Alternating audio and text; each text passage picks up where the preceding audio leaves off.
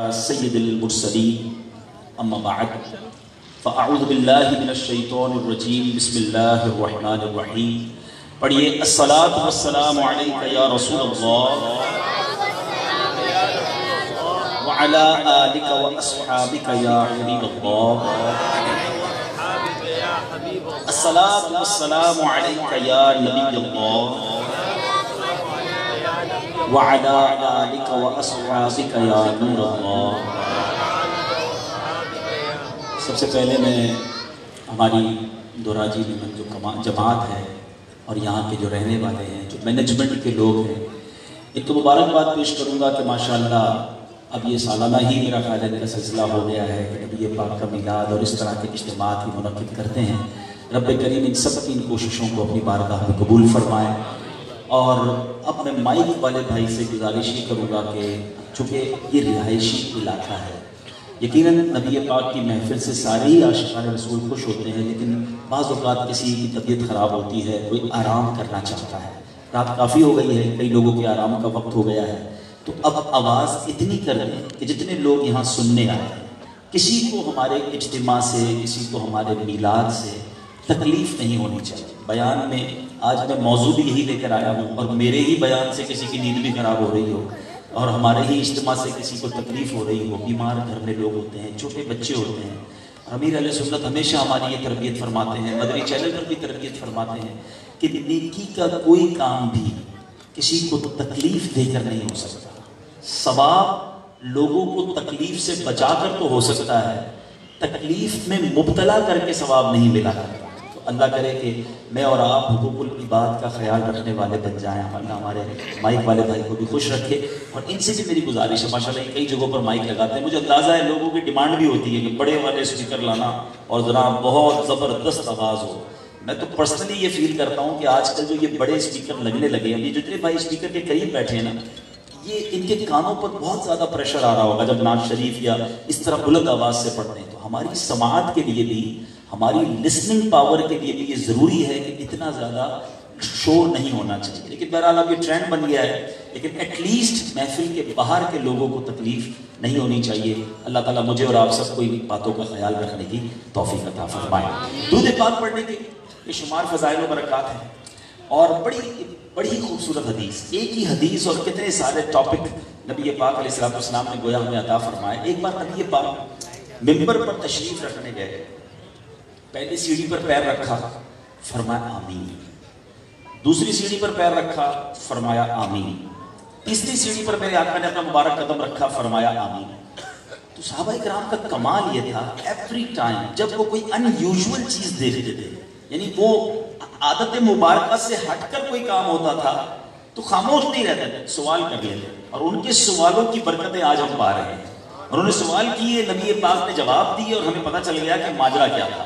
جب کوئی دعا نہیں ہو رہی تو آمین کیوں؟ عرض کیا حضور کیا وجہ ہے؟ ہر سیڑھی پر آپ نے آمین کہا. سرور کائنات صلی اللہ تعالی علیہ وسلم نے فرمایا، جب میں پہلی سیڑھی پر میں نے قدم رکھا، جبریل امین میرے پاس آئے اور اللہ کی بارگاہ میں دعا کی. اور دعا کا، اب میں حدیث کا خلاصہ بیان کر رہا ہوں، دعا کی کہ یا اللہ وہ برباد ہو جائے، وہ ہلاک ہو جائے، کہ جو ماہ رمضان کو پائے اور اپنی مغفرت نہ کروا سکے. یعنی رمضان اس کی مغفرت نہ کروا سکے، وہ اتنی عبادت نہ کرے، بخشا نہ جائے، وہ برباد ہو جائے. اللہ کے نبی نے اس پر آمین کہا. اب ذرا تھوڑا سا اس دعا کی امپورٹنس سمجھیے. دعا کرنے والا کون؟ روح الامین. حضرت جبریل جو ہے نا، وہ فرشتوں کے سردار ہیں، the leader of all angels، اور وہ دعا کر رہے ہیں. اور آمین کون کہہ رہا ہے؟ جناب رحمت للعالمین، جو انبیاء کے بھی سردار ہیں. یعنی اٹ مینز اس دعا کی قبولیت میں کوئی پاسبلٹی نہیں ہے نا قبول نہیں ہوگی، 100% قبول. تو اب سوچ لو کہ رمضان یہ we have to کسی صورت بھی ہمیں اس میں مغفرت لینی ہے، ادروائز ہلاکت اور بربادی سے بچا کوئی نہیں سکتا. اب چونکہ میرے میمن بھائی ہیں، میں بھی میمن ہی ہوں آپ کا، یقیناً ہمارے اندر اللہ کی رحمت سے ہمارے میمنوں میں عبادت کا، تراویح کا، روزوں کا شوق ہے. مگر انفارچونیٹلی پھر جو رات جاگنے کے نام پر رمضان کے مہینے میں بھی خرافات، غلط کام، اور جس کو آپ کہیں کہ غیبتیں ہو گئیں اور بہت ساری چیزیں ہیں. تو رمضان اس لیے نہیں آیا. جوا کھیلتے ہیں لوگ, پتے کھیلتے ہیں, لوڈو کھیلتے ہیں, پتہ نہیں کیا کیا کرتے ہیں. میں اس ٹاپک کو اس لیے زیادہ طویل نہیں کروں گا کیونکہ رمضان میں دیر ہے, لیکن پتہ نہیں رمضان سے پہلے دوبارہ آ سکوں نہ آ سکوں, تو میں کم از کم ہائی لائٹ کر کے جا رہا ہوں کہ خدا را اس حدیث سے سبق لو. رمضان ہم نے بخشش پانا ہے, رمضان بخشش کروانے آتا ہے, فضول کام کے لیے نہیں. پھر نبی پاک نے فرمایا جب میں نے دوسری سیڑھی پر قدم رکھا, جبریل امین نے دعا کی, یا اللہ وہ ہلاک ہو جائے, وہ برباد ہو جائے, کہ جو ماں باپ کو, دونوں کو یا کسی ایک کو پائے اور ان ماں باپ کی خدمت اسے جنت میں نہ پہنچا. یعنی ماں باپ کی خدمت کر کے جنت نہ پائے تو وہ برباد ہو جائے. اب یہاں غور کریں, کتنے ایسے اسلامی بھائی مدری منع بھی بیٹھے ہیں, نوجوان بھی بیٹھے ہیں, ہم میں سے بہت سو کے ماں باپ ہمارے ساتھ ہیں, مگر کیا اتنی خدمت ہو رہی ہے, کیا اتنی کیئرنگ ہو رہی ہے کہ وہ خدمت ہمیں جنت میں پہنچا دے گی؟ اگر ایسا ہے تو پھر تو ٹھیک ہے, اور اگر ایسا نہیں, ماں باپ تکلیف میں ہیں, ماں باپ پریشان ہیں, ماں باپ دکھی ہیں, ٹینشن میں ہیں, روز تکلیف ہے ماں باپ کو ہماری وجہ سے, سوچ لو ماں باپ کو ناراض ہوئے ہوئے رب بھی ناراض ہو جائے گا. اللہ کے حبیب نے جبریل امین کی اس دعا پر آمین کہا ہے کہ جس نے ماں باپ کو پایا اور ان کی خدمت سے جنت حاصل نہ کی وہ برباد ہو جائے.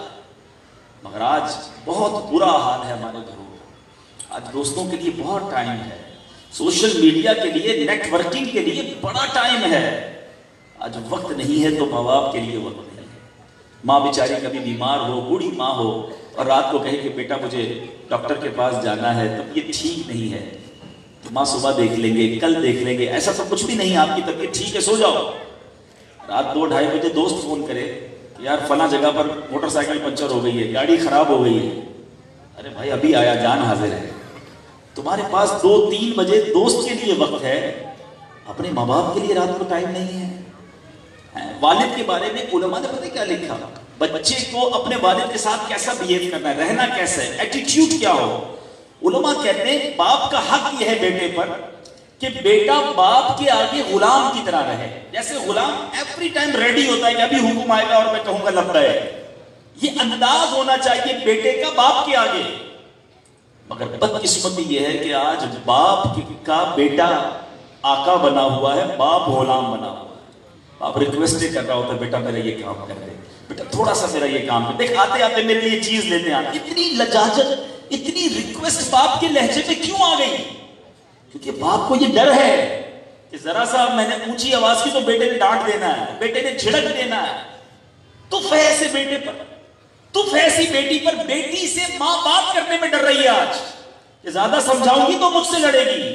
بیٹے سے بات کرنے میں باپ کو خوف آ رہا ہے. ایسی اولاد کس کام کی؟ سوچو میرے بھائیوں کہ جس سے ماں باپ ڈر رہے ہو بات کرنے کے لیے. ماں باپ تو وہ ہستی ہیں, آپ پڑھیں حدیثیں, آپ پڑھیں قرآن کی آیات. شریعت کے اندر مجھے ایک ایسا معاملہ بتا دیں کہ صرف کسی کو محبت سے دیکھو تو حج کا ثواب مل جاتا. اللہ کے حبیب فرماتے ہیں ماں باپ وہ ہستی ہیں, اے خوش نصیبوں جن کے ماں باپ زندہ ہیں. سنو, چلے جائیں گے نا پھر بڑا یاد آئے گی, پھر بڑی ان کی یادیں آئیں گی, پھر یہ خیال بھی آئے گا کہ میں نے ویسی خدمت نہیں کی جیسی کرنی تھی. نبی پاک فرماتے ہیں جو ماں باپ کو محبت کی نگاہ سے دیکھے, خدمت کی بات نہیں ہو رہی, پیر دبانا, کھانا لا کر دینا, ان کی بات ماننا, ان کے ہاتھ پیر چومنا, ان کو خوشیاں پہنچانا, وہ تو بہت آگے کی بات ہو گئی. اونلی صرف محبت سے دیکھا کسی نے, اللہ کے حبیب فرماتے ہیں, اللہ کے حبیب فرماتے ہیں اللہ اسے مقبول حج کا ثواب عطا فرماتا ہے. صرف دیکھنے کا اتنا ثواب. اور ہمارے صحابہ بھی کمال کرتے تھے. صحابہ نے بڑا پیارا کوسچن کیا, مثال کے طور پر جس کے والد گھر میں ہیں, الحمدللہ میں ابھی آتے ہوئے اپنے والد صاحب کا ہاتھ چوم کے آیا. اب میں یہ کہنا چاہتا ہوں جس کے والد گھر میں ہیں, وہ گھر سے نکلتے پھر محبت سے دیکھے, گھر گیا پھر محبت سے دیکھے, کھانے کا وقت ہوا پھر محبت سے دیکھے, پھر کہیں جانے لگا محبت سے دیکھے. اللہ کے حبیب سے صحابہ نے سوال کیا یا رسول اللہ اگر کوئی شخص 100 بار محبت سے دیکھے, اللہ کے حبیب نے فرمایا 100 بار دیکھے, اللہ اکبر و اطیب, اللہ 100 حج کا ثواب عطا فرمایا. یعنی اتنی بڑی نعمت میرے گھر میں موجود ہے اور ہم ان سے محبت سے پیش نہ ہیں. اور یہاں ایک بات بڑی اہم ہے کہ اگر ہم نے انہیں راضی نہ کیا نا, ہم بھی برباد ہو جائیں گے. کیونکہ اللہ کے حبیب نے آمین کہا ہے نبی پاک سے کسی نے سوال کیا کہ حضور یہ بتائیں ماں باپ کا حق کیا ہے؟ پیارے آقا کمال کی یقین کرو حدیثیں پڑھو نا تو اندازہ ہوتا ہے کہ ایک ایک جملے میں وہ کہتے ہیں نا کوزے میں دریا بند کر دیا، نبی پاک نے ایک جملے میں جواب دے دیا، فرمایا ماں باپ ہی تیری جنت ہے، ماں باپ ہی تیری دوزخ ہے، ختم، بات کلوز کر دی۔ اب سمجھو ماں باپ کی خدمت کرو گے تو جنت مل جانا ہے، انہیں ناراض کرو گے تو پھر کوئی اور برا کام کرو نہ کرو دوزخ تمہارا مقدر ہو جانی ہے۔ تو سمجھ لیجیے جن کے ماں باپ حیات ہیں وہی تمہاری جنت ہے، وہی تمہاری دوزخ ہے۔ تو نبی پاک نے آمین کہا ہے اس دعا اور اب اگلا آمین، صحابہ نے کہا تیسری بار بھی تو آمین کہا، ارشاد فرمایا جبریل نے تیسری دعا یہ کی کہ یا رسول اللہ صلی اللہ تعالی علیہ وسلم، آپ کا اگر کوئی امتی آپ کا نام سنے اور آپ پر درود نہ پڑھے تو وہ ہلاک و برباد ہو جائے۔ آقا نے اس پر بھی آمین فرمایا ہے۔ اب ذرا سوچئے ہم درود پاک کو گرانٹڈ لے لیتے ہیں، پڑھ لیا تو ٹھیک ہے، نہیں پڑھا تو کوئی بات نہیں، ایسا نہیں۔ مومن مسلمان پر حق ہے نبی پاک کا، ہم امتی ہیں نا، غلام ہیں نا، امتی پر یہ حق ہے رسول اللہ صلی اللہ علیہ وسلم کا کہ ان پر درود پڑھتا رہے، درود کے بغیر زندگی بیکار ہے۔ لیکن اب ایک ایشو ضرور آئے گا کہ ابھی ہم محفل میں بیٹھے ہیں، مجھ سے پہلے بھی کچھ نعت خوانوں نے نعت پڑھی، میں نے بھی بیان جب شروع کیا ہے اب تک کئی بار پیارے آقا علیہ السلام کا نام لے لیا ہے، تو انسان ہر بار درود پڑھنے میں ہو سکتا رہ گیا ہو، محفل میں گئے کئی بار نبی پاک کا نام لیا کہ درود پاک نہیں پڑھا اب کیا ہوگا؟ تو علماء نے بڑا پیارا سولوشن دے دیا، فرماتے ہیں کہ آپ دن میں ایک پرٹیکولر تعداد مقرر کر رہے ہیں، 100 بار 200 بار، اللہ نے جس کو ہمت دے 313 بار، تو کیا ہوگا اگر آپ نے کچھ تعداد مقرر کر کے روز درود پڑھنا شروع کر دیا تو دوران پورے دن میں اگر نبی پاک کا نام سنا تھا اور درود نہیں پڑھا تھا تو یہ درود پڑھنا اس کے قائم مقام آلٹرنیٹو ہو جائے۔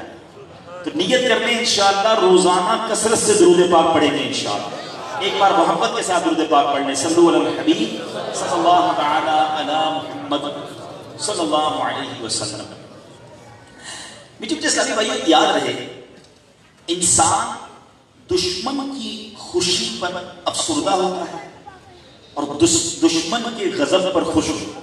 یعنی آپ کا دشمن ہو کوئی، کئی ممالک کی آپس میں دشمنی ہوتی ہے، چلے میں اس طرح سمجھا دیتا ہوں، اللہ کرے مسلمان آپس میں دشمنیاں نہ کریں، کسی ملک سے اگر کسی ملک کی دشمنی ہے، ٹھیک ہے، اب وہ ملک ہماری وجہ سے تکلیف میں آ جائے تو ہمیں لگتا ہے چلو یار دشمن کو تکلیف تو پہنچی، اور ہم ایسا کام کریں کہ دشمن بڑا ہی خوش ہونے لگے، ہمیں لگتا ہے یار یہ غلطی ہو گئی، دشمن خوش ہو گیا، ہم نے ایسی مسٹیک کر دی۔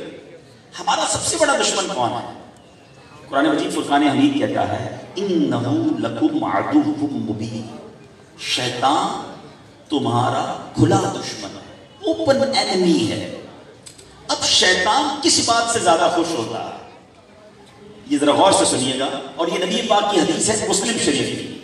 میرے آقا فرماتے ہیں شیطان پانی پر اپنا تخت بچھاتا ہے، شیطان کا تخت ہے وہ پانی پر شیطان بچھاتا ہے، پھر اپنے لشکر بھیجتا ہے پورے دنیا کے اندر، اور لشکر میں شیطان سے سب سے زیادہ قریب وہ ہوتا ہے جس کو انعام ملتا ہے، شاباش ملتی ہے، جو سب سے بڑا فتنہ باز ہوتا ہے۔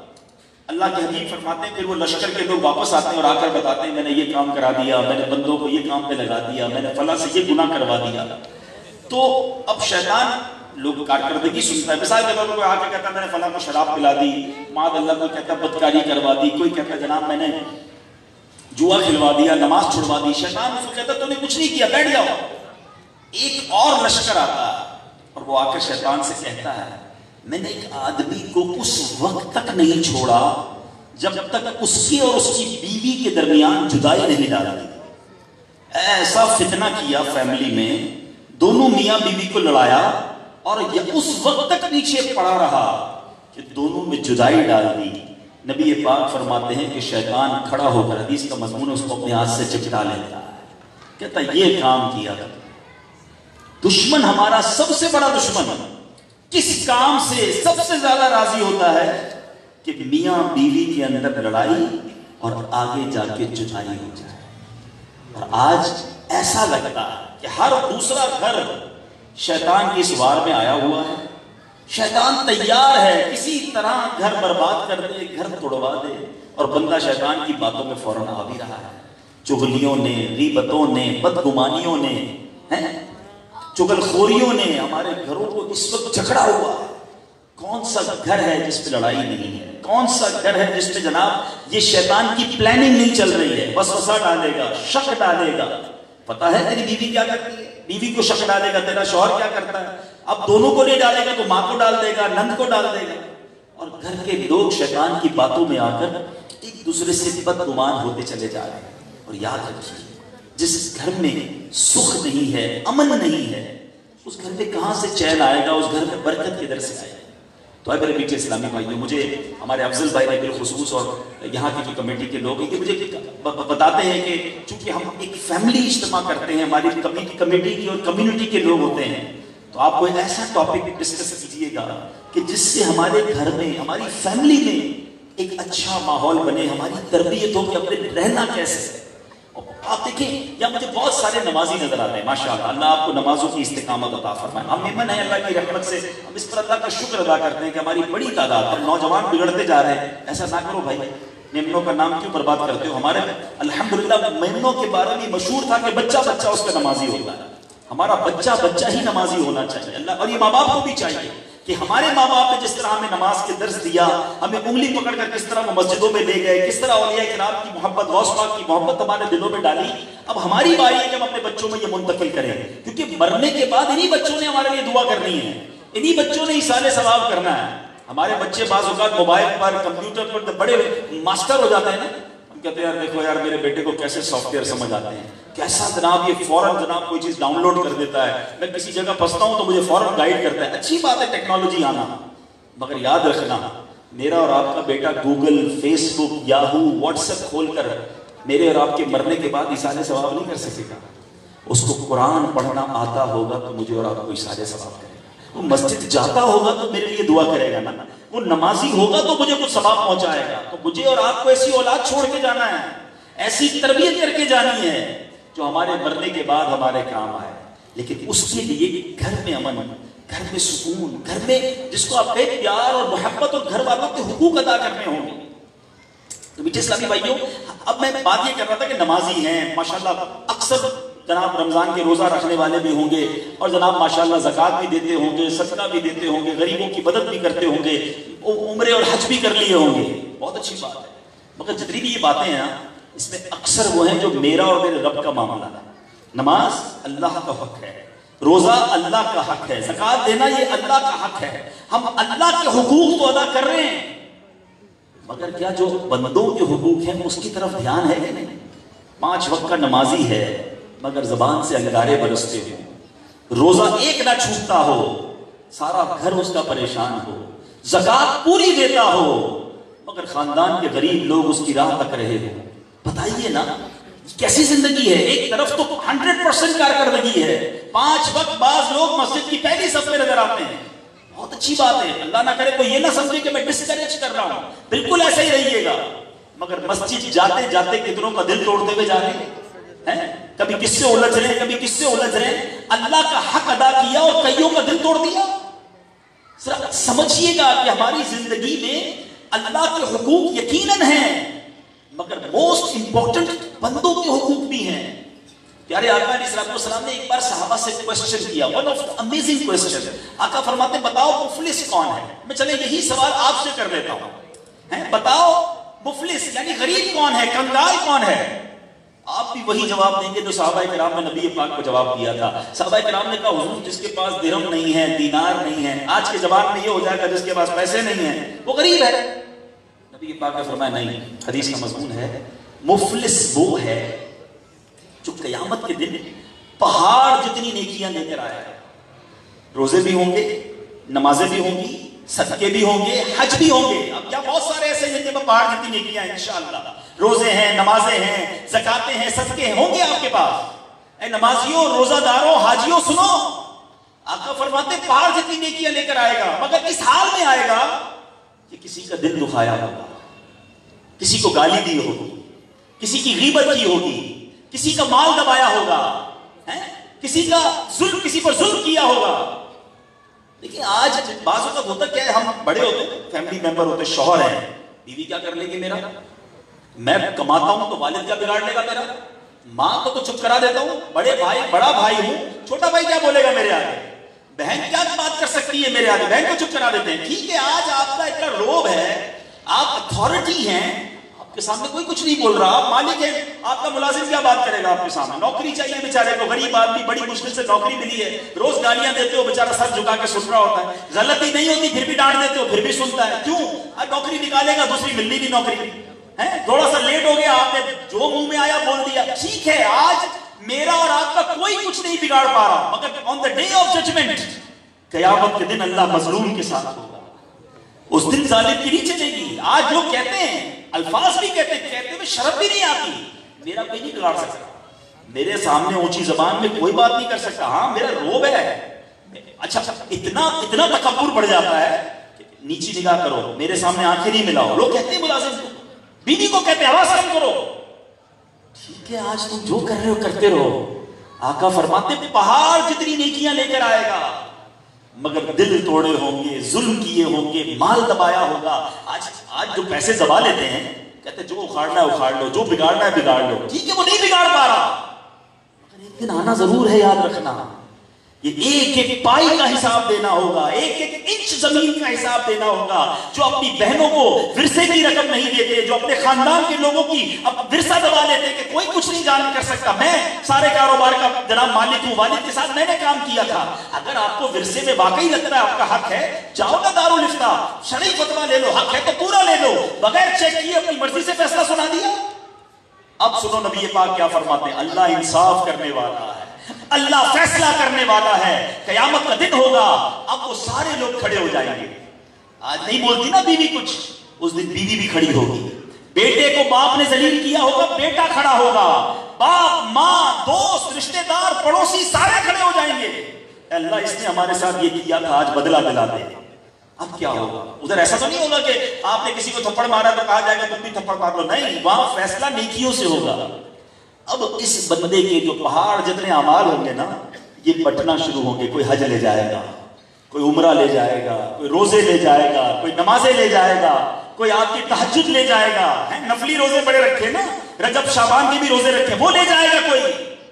अल्लाह के हबीब फरमाते इतनी दिल आजारियां, इतनी हक तलफियां की होंगी कि सब नेकियां खत्म।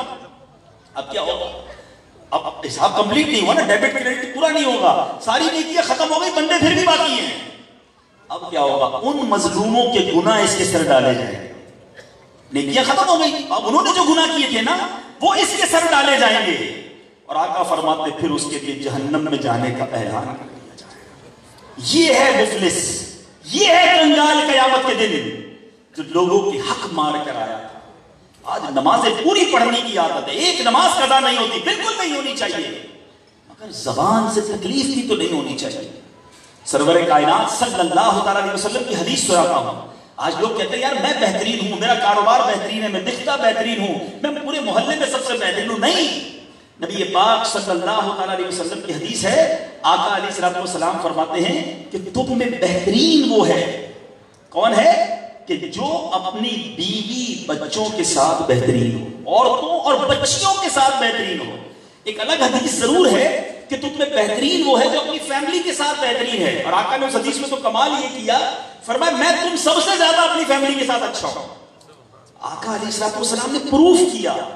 नबी पाक घर जाते थे ना, सौदा सलफ साथ लेके जाते, सब्जी लेकर जाते थे, कौनैन के वाली हैं, फरिश्ते जिनके खादिम हैं, वो फैमिली के लिए साथ सौदा लेके जा रहे हैं।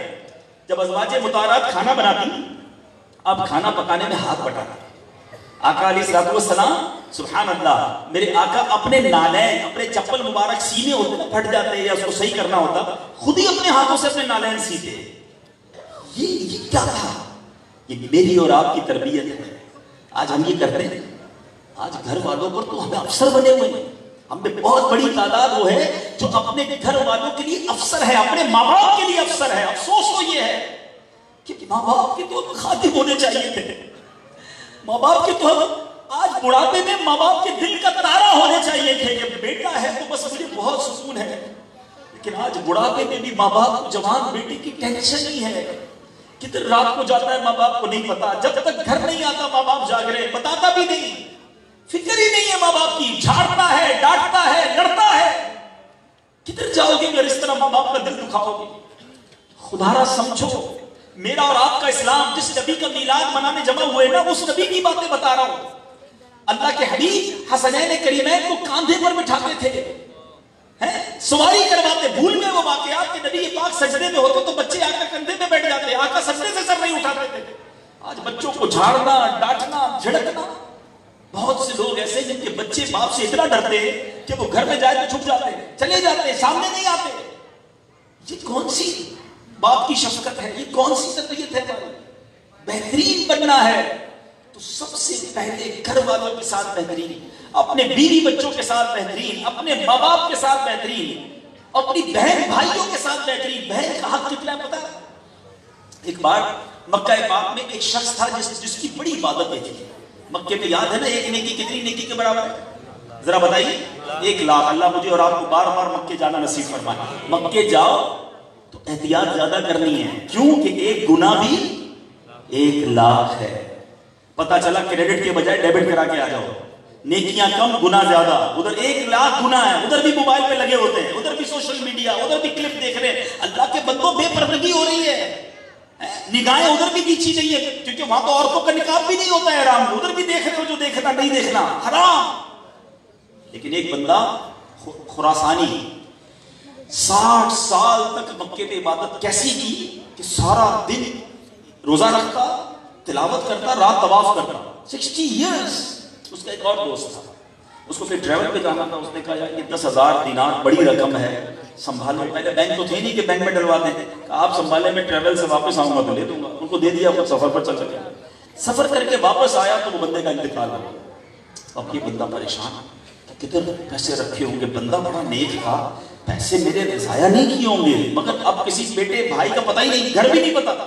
روز حرم میں ملتے تھے، اس نے پیسے پکڑا دیے. اب وہ بندہ بڑا پریشان ہوا. 10,000 دینار بڑی رقم. اس نے کیا کیا؟ مکے کے علماء کے پاس چلا گیا کہ حضور میری بڑی اماؤنٹ تھی اور بندہ بڑا اچھا نیک تھا، لیکن اس کا انتقال ہو گیا ہے اور مجھے امید ہے اس نے میرے پیسے کہیں سنبھال کے ہی رکھے ہوں گے، مگر اب میں ڈھونڈوں کدھر؟ تو انہوں نے بڑا پیارا مشورہ دیا، اور یہ آج آپ کے لیے بھی شاید نئی بات ہوگی کہ جو اللہ کے نیک بندے ہوتے ہیں ان میں سے چند کی روحیں زمزم کے کنویں پر روزانہ رات کو جمع ہوتی ہیں. بزرگوں نے کہا ایسا کرو، زمزم کے کنویں پر رات کو چلے جاؤ، دیر رات، آدھی رات کو جا کر اس بندے کا نام لے کر پکارنا. تم بتاتے ہو 60 سال سے مکے میں عبادت کرنے والا ہے، وہ تو بخشا ہوا ہوگا، ادھر ہی اس کی روح تمہیں جواب دے دے گی. کہ گیا زمزم کے کنویں پر آدھی رات کو ادھر جا کر آواز لگائی، بڑی آوازیں لگائی، کوئی جواب نہیں آیا. واپس آیا علماء مکہ کے پاس کہ حضور وہاں تو کوئی جواب نہیں آیا. کہ آپ سمجھ تو نہیں آتا، تم بتاتے ہو اتنا نیک ہے، لیکن ایک چانس اور لے لو. جہنمیوں کی روحیں روزانہ آدھی رات کو بیرے برہوت، یہ یمن میں کنواں ہے، ادھر جمع ہوتی ہے، ادھر جاؤ. وہ یمن کا ٹریول کر کے گیا، وہاں جا کر اس کنویں پر آواز لگائی تو اس خراسانی کا جواب آیا. اس بندے نے کہا میرے پیسے کدھر ہیں؟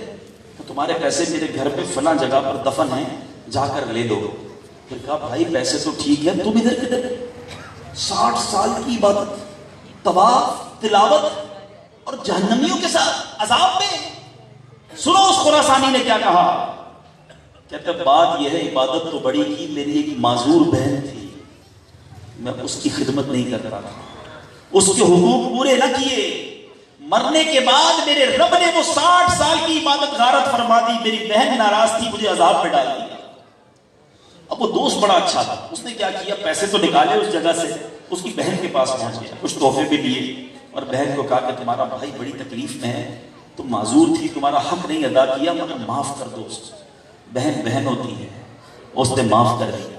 یہ پھر تھوڑے دنوں کے بعد زمزم کے کنویں پر گیا، ادھر جا کر رات دیر کو آواز لگائی تو اس نے اندر سے جواب دیا کہ اللہ تمہارا بھلا کرے، میری بہن نے معاف کیا، میرے رب نے بھی مجھے معاف کر دیا. کس کو خیال ہے بہن کا؟ کس کو خیال ہے رشتہ داروں کا؟ یاد رکھو صلہ رحمی کس کو کہتے ہیں؟ سب سے زیادہ حق جو ہے نا ہم پر، ہماری ماں، پھر والد، پھر بھائی بہن، بیوی بچے، اور اس کے بعد پڑوسی، رشتہ دار قریب کے. اور یہ سارا زمانہ ہم سے مطمئن ہے. حضرت کیا مسکراتے ہیں، کیا محبت سے ملتے ہیں، ہمارے کسٹمر سارے خوش.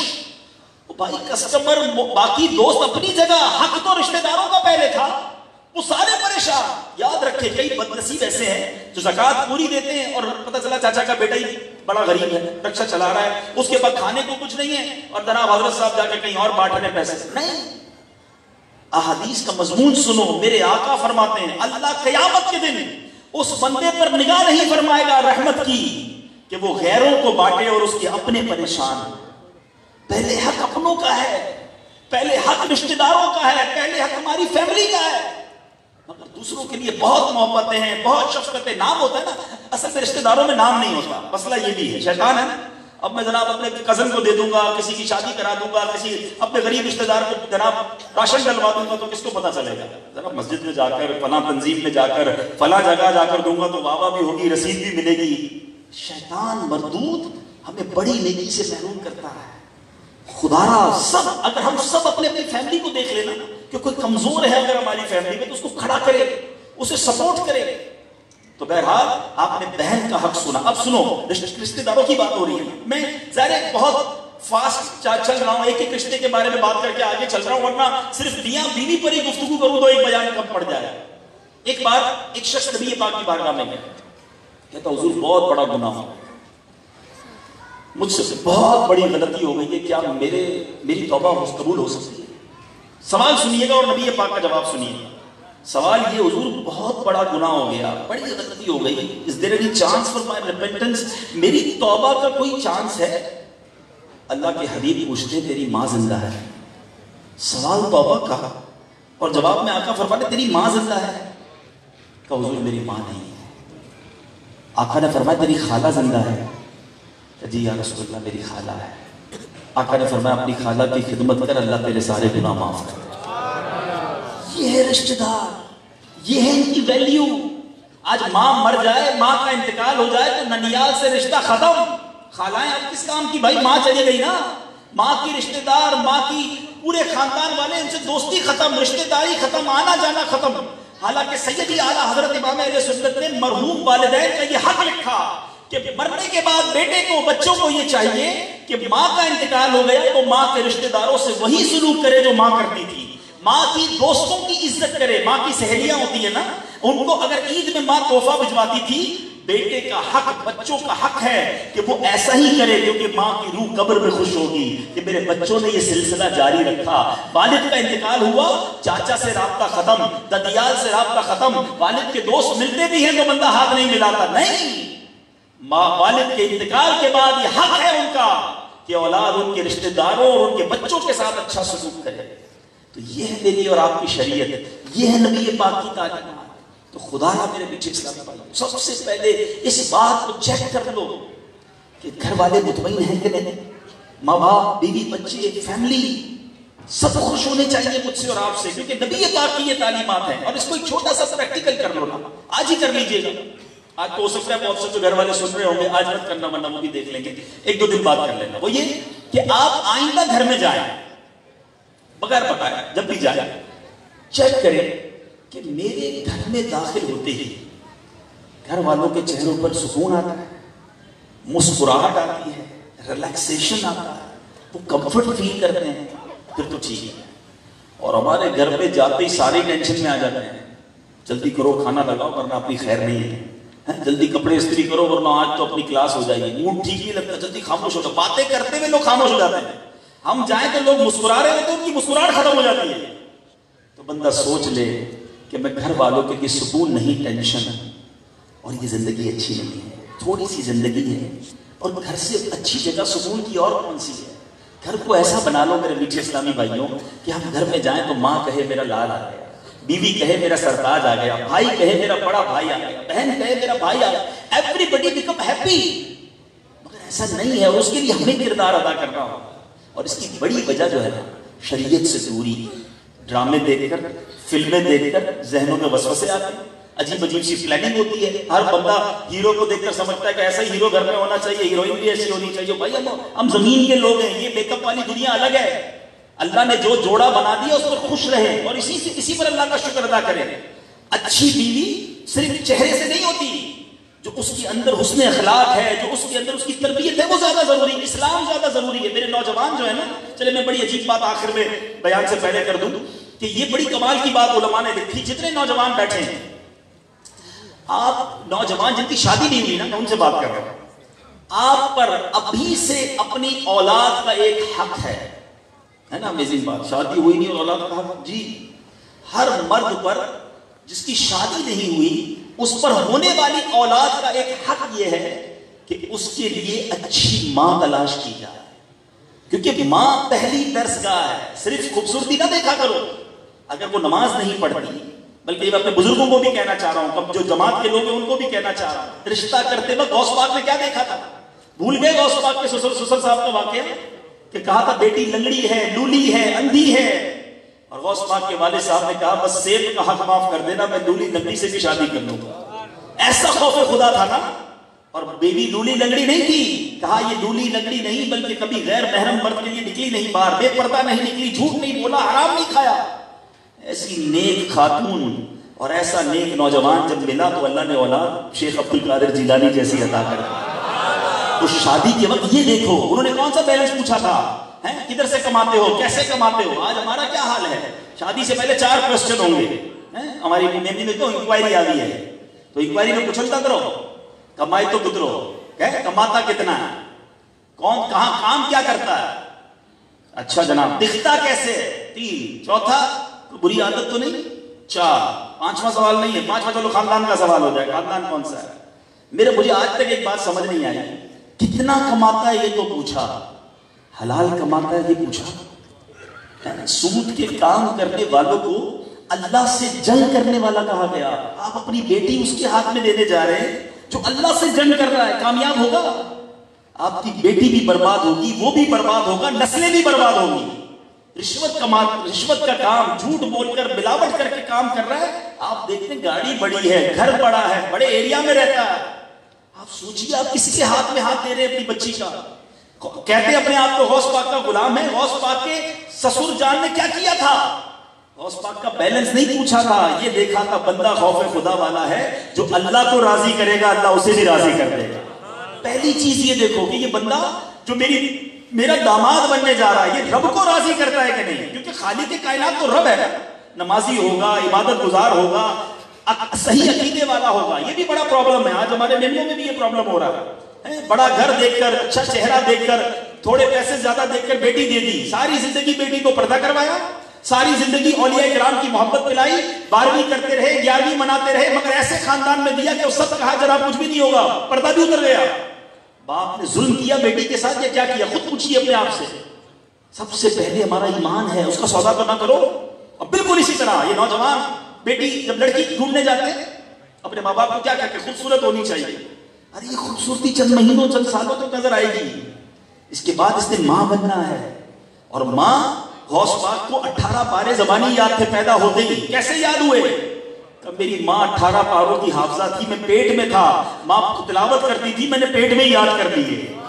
ماں ایسی ہونا جو آپ کے بچوں کو نیک بنائے۔ ماں ہی بے نمازی ہوگی، خوبصورت لڑکی تو لے آئے جس کو نماز ہی نہیں پڑھنا، جس کو بے پردہ گھومنا ہے، وہ کہاں سے بچوں میں حیا آئے گی؟ خدا را سب سے پہلے دین دیکھو، سب سے پہلے عقیدہ ایمان دیکھو کہ یہ اولیاء کے بارے میں، صحابہ کے بارے میں، نبی پاک کے بارے میں کیا سوچتا ہے۔ ہمیں وہ مرد اور وہ عورت کا رشتہ کروانا چاہیے تاکہ ایک گھر میں جو اولاد ہو وہ بھی نیک اور ماں باپ کی آنکھوں کا تارا ہو۔ تو بہرحال میں نے فیملی کے بہت سارے ایشوز کو کچھ نہ کچھ ٹچ کیا، اور میں یہی آپ سے عرض کرنے آیا ہوں کہ حقوق ہماری فیملی کے ہم پر بہت زیادہ ہے، ہم اس کا خیال رکھیں اور ہماری ذات سے کسی کو تکلیف نہ ہو۔ اگر یہ میرا بیان میری بہنیں سنیں، بلکہ میں کہوں گا کہ ہماری اگر جو دوراجی جماعت والے اگر اس بیان کو آپ کسی طرح اسلامی بہنوں میں بھی سنوائیں، بعد میں بھیجیں ان کے پاس، اس کی ریکارڈنگ ہو رہی ہو تو، کہ وہ سنیں کہ حق کیا ہے ہمارا، ہماری شریعت ہمیں کیا کہتی ہے۔ جس طرح مرد کے لیے ضروری ہے کہ وہ فیملی کا خیال رکھے، عورت کے لیے بھی ضروری ہے کہ وہ اپنی فیملی کا خیال رکھے۔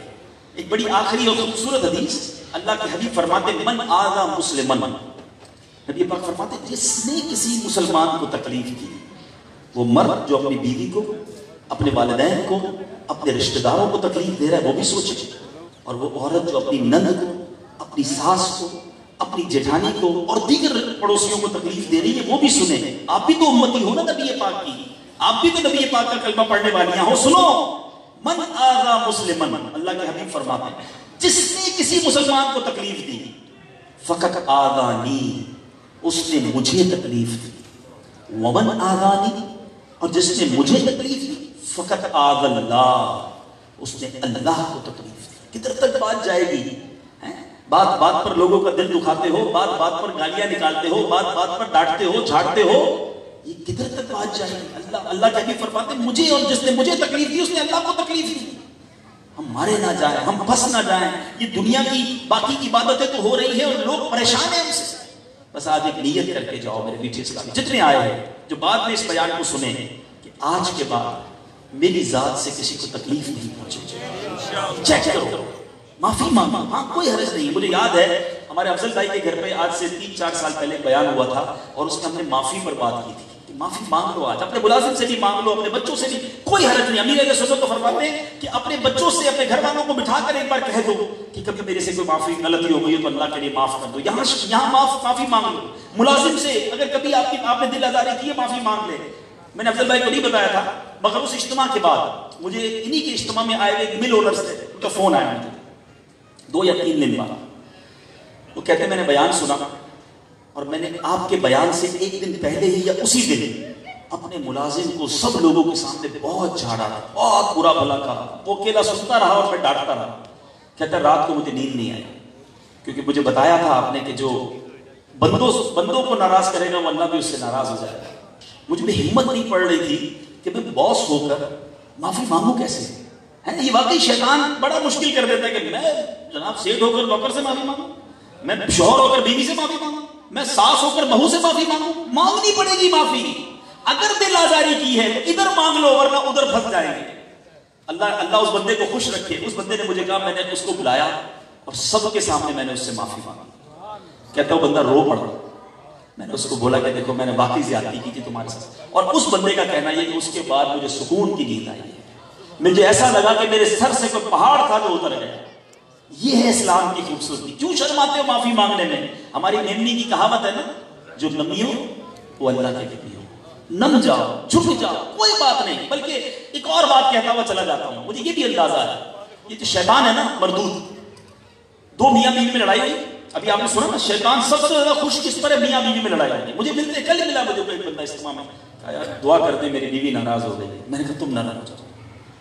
اچھا ہوتا کیا ہے, بیوی یاد بہت آتی ہے, بیوی کو بھی شوہر کئی سال ساتھ گزرے نا, لیکن شیطان کیا بولتا, نہیں تو نہیں جانا, معافی وہ مانگے گی. بیوی کو بولتا خبردار, یا تو شیطان بولتا ہے یا شیطان کسی کے کان میں, ماں کے کان میں بولتا تھا, وہ بولتی ہے خبردار تم نے نہیں جانا ہے, وہ آئے گا معافی مانگے گا پھر چلی جانا. دونوں روز ایک دوسرے کو یاد کر رہے ہیں, بچے ماں باپ کو یاد کر رہے ہیں, سالوں گزر گئے. ایک سوری ہے, ایک معافی ہے جس کا دونوں کو انتظار ہے کہ پہلے وہ مانگ لے. وہ کہتا ہے پہلے وہ مانگ لے. ارے آپ مانگ لو یار, آپ کہہ لو, کوئی بات نہیں. جو نمیوں اللہ کے گمیوں, آگے بڑھ جاؤ. کئی رشتہ دار ایک دوسرے سے بات نہیں کر رہے. کیوں؟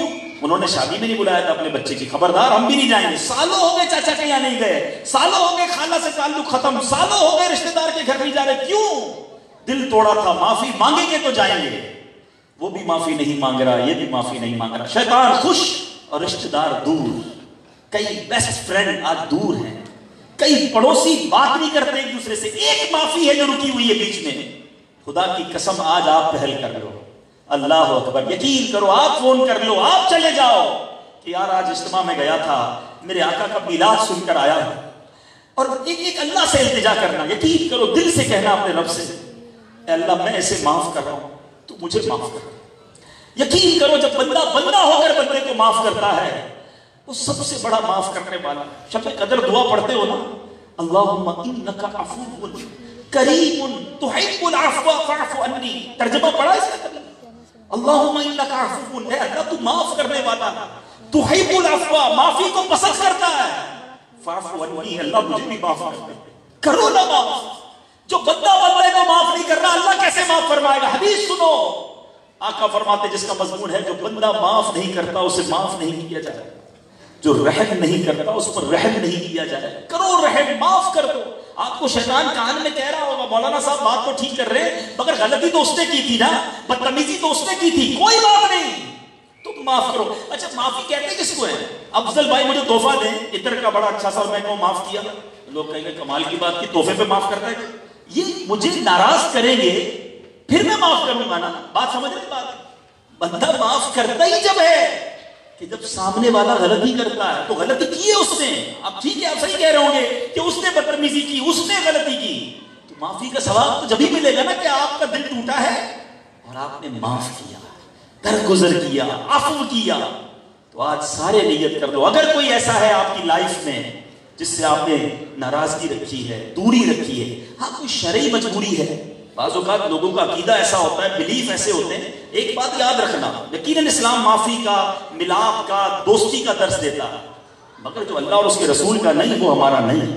یہ یاد رکھنا, ہماری دوستی بھی اللہ کے لیے, ہماری دشمنی بھی اللہ کے لیے, یہ بھی حدیث پاک اور یہ بھی اسلام کی تعلیمات ہے. لیکن خواہ خواہی چھوٹی چھوٹی بات پر رشتہ داری ختم, منہ سیدھا نہیں تھا, مسکرائے نہیں, تحفہ اچھا نہیں بھیجا, برانڈ کپڑا دوسرا تھا, ہمیں تو کہا تھا بڑے گھرانے کے لوگ ہیں اور عید والے دن ایسا کمزور تحفہ بھیج دیا, اس بات پر ناراض, ختم کرو اس کو. آج ربیع الاول کے آخری دن ہے, میں بھی نیت کروں اور آپ بھی نیت کریں, بلکہ آج کہہ بھی دو کہ میں نے سب کو معاف کیا. زور سے کہہ دو, یا اللہ میں نے سب کو معاف کیا, اے اللہ تو بھی ہمیں معاف فرما دے. اور یہی دعوت اسلامی کا پیغام, یہی دعوت اسلامی کا انداز ہے. خدا را مل کر کریں, پیار سے رہیں, تھوڑی زندگی ہے محبت سے رہیں, یہ دوریاں نہ پیدا ہوں. ٹھیک ہے انسان ہے, بیوی بھی انسان ہے, ماں بھی انسان ہے, میری بہن بھائی بھی انسان ہے. انسان کی ڈیفینیشن پتہ ہے, ہم نے کمپیوٹر سے رشتہ داری نہیں کی ہے کہ اس میں, حالانکہ کمپیوٹر میں بھی وائرس آ جاتا ہے, لیکن چلو انسان کی پہلے تعریف یاد کر لو. الانسان مرکب من الخطائی والنسیان, انسان مکسچر ہے غلطیوں کا اور بھولنے کا. تو ایسا تو ہو گئی, میں بھی غلطی کروں گا, میرا بھائی بھی کرے گا, میری بیوی بھی کرے گی, میری ماں بھی کرے گی, میرا والد بھی کرے گا, میری ساس اور سسر بھی کرے گی, سب انسان ہیں. مگر ہم غلطی پکڑنے والے بن جائیں گے تو گھر نہیں چلے گا. اللہ کرے دل میں اتر جائے میرے بات, معافی اور درگزر کا زہر مل جائے, اور یہی دعوت اسلامی کا مدنی ماحول مجھے اور آپ کو سکھاتا ہے. آج ایک بیان سنا ہے, امید کرتا ہوں دل پر کچھ اثر ہوا ہو, لیکن اگر بار بار بیانات سنیں گے, مدنی چینل دیکھیں گے, اور آپ نے مرید کی بات سنی ہے نا, میں چاہوں گا ہر ہفتے پیر و مرشد کی بات بھی سنا کرو, اللہ کے ولی کا دیدار بھی کیا کرو, فیملی کو بٹھا کر مدنی مذاکرہ دیکھا کرو, انشاءاللہ سب کی تربیت ہوگی.